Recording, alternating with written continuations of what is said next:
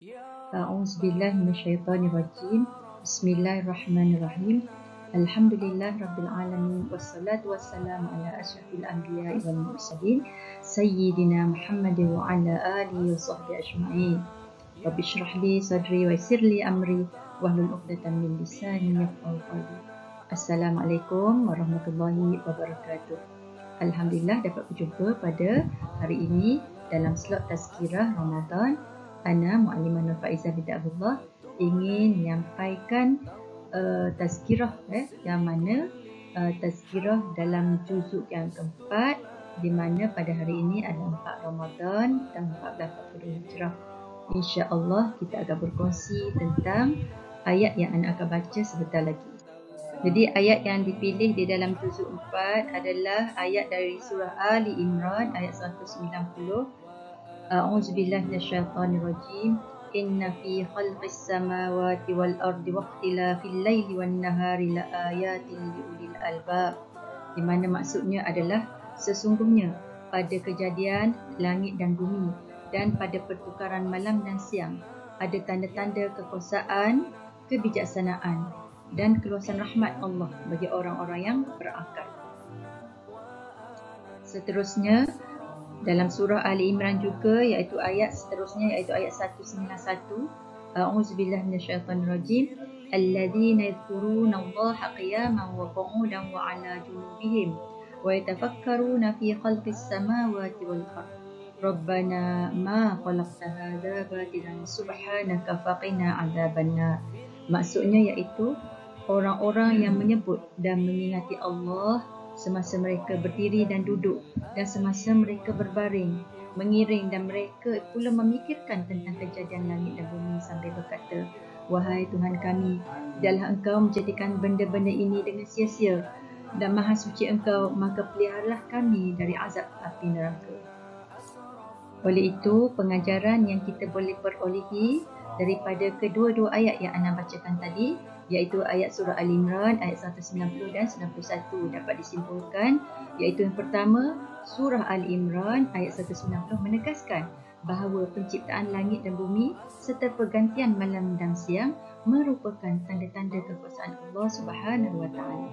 Yang kedua, tanda kekuasaan Allah di alam semesta ini termasuk dalam penciptaan langit dan bumi ini serta pergantian malam dan siang hanya diketahui oleh ulul albab. Jadi dalam surah Ali Imran ayat 191 Allah menjelaskan, iaitu Allah menjelaskan tentang dua ciri ulul albab ini, iaitu berzikir dan berfikir. Apa dia? Berzikir dan berfikir. Di mana ulul albab selalu ingat kepada Allah dalam segala kondisi, dan ulul albab juga mempergunakan akalnya untuk bertafakur, memikirkan tentang penciptaan alam semesta ini. Ini adalah gambaran galaksi yang mana dinyatakan bahawa terdapat lebih kurang 2 trilion galaksi yang berada di alam semesta, di mana kita iaitu planet bumi terletak di dalam salah satu galaksi yang ada di sana. Jadi kalau kita perhatikan gambar ini adalah susunan planet-planet yang berada di dalam galaksi Bima Sakti, di mana kalau kita perhatikan iaitu orang-orang ulul albab itu sentiasa memerhatikan ataupun memikirkan tentang kejadiannya. Jadi kalau kita memikirkan tentang kejadian kita, kita boleh lihat sendiri di manakah kedudukan kita, iaitu bumi itu sendiri di dalam kedudukan galaksi ini. Jadi kalau kita tengok kedudukan kita teramatlah kecil di sana, iaitu jarak kita daripada matahari adalah planet yang ketiga daripada matahari. Ini adalah salah satu gambaran, iaitu sebuah komet yang melalui ruang angkasa kita, dan ini juga menunjukkan salah satu di antara tanda-tanda kekuasaan Allah Subhanahu wa taala dari penciptaan Allah Subhanahu wa taala.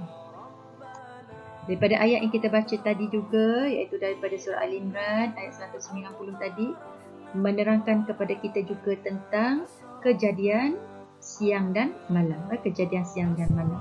Kepada ulul albab ini, mereka sentiasa memikirkan tentang bagaimana kekuasaan Allah SWT menjadikan siang dan malam Dan kalau kita lihat berlakunya kawasan yang cerah yang menghadap matahari, dan sebaliknya bumi yang gelap itu yang mana ketika itu berlakunya waktu malam. Jadi apabila ulul albab ini memikirkan tentang kejadian ini, maka semuanya berbalik kepada kekuasaan Allah SWT yang menciptakan kepada kita yang mana tidak mampu dibuat oleh manusia itu sendiri. Jadi kalau kita tengok fenomena kejadian siang dan malam juga adalah disebabkan oleh keadaan di mana Allah menjadikan bumi itu berputar di atas paksi. Di mana bumi berputar memerlukan masa selama 24 jam untuk melakukan satu putaran. Jadi dengan itu apabila berlakunya putaran bumi, maka berlakulah siang dan malam.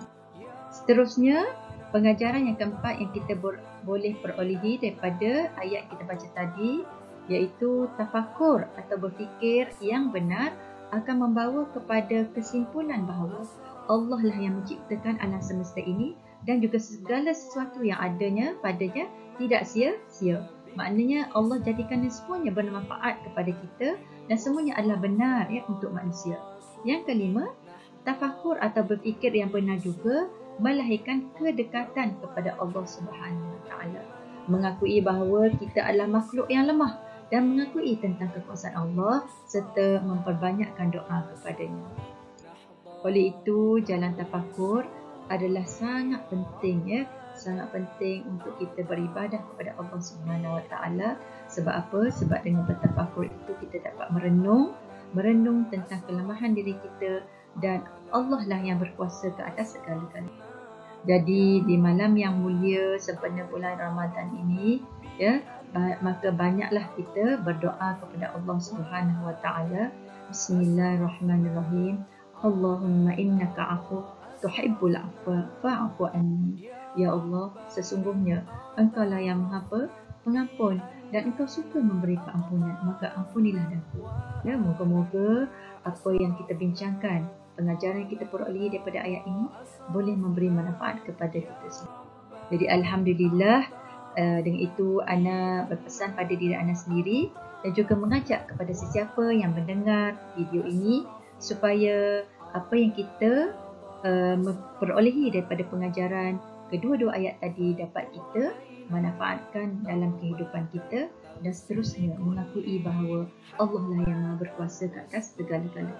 Wallahu a'lam. Assalamualaikum warahmatullahi wabarakatuh.